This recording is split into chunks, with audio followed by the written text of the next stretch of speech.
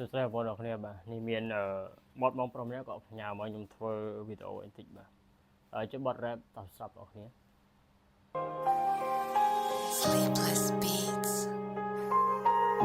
បាទជា beat ក្នុង channel YouTube 2025 ជាឆ្នាំដែលខ្ញុំគូចងចាំរឿងរ៉ាវនៅក្នុងជីវិតឲ្យដូចជាពាក្យម្ដាយផ្ដាំគាត់ថាគាត់ធ្វើល្អមរៃដងខំម្ដងគេនឹងចំណាំឲ្យចុងក្រោយអំពើលោកកូនធ្វើប៉ុន្មានគេលូកលេងចងចាំអានោះទុកដូចបងប្អូនជើងក្រោយជា enemy ឬដែលគិតថាជាមិត្តភក្តិតែយើងមិនពិតអបមីហើយឬដែលគិតថាស្មោះត្រង់ជើងក្រោយជាពូក្បាលពីរវិហ៊ានលុយចាក់ក្រោយខ្នងឲ្យជីវិតខ្ញុំវាវូវី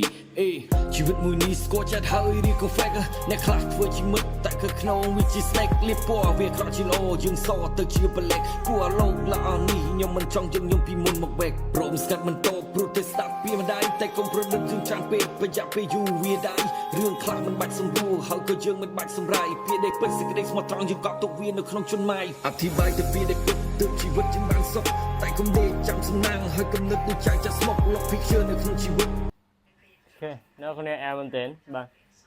ចង់ស្ដាប់បទពេញអាចចូលទៅមើលក្នុង page ของ channel បានជាមួយខ្ញុំ comment ក្រោមឲ្យបាទអូខេហើយជូនពរបងប្រុសឆាប់ជោគជ័យបាទអូខេបាយបាយ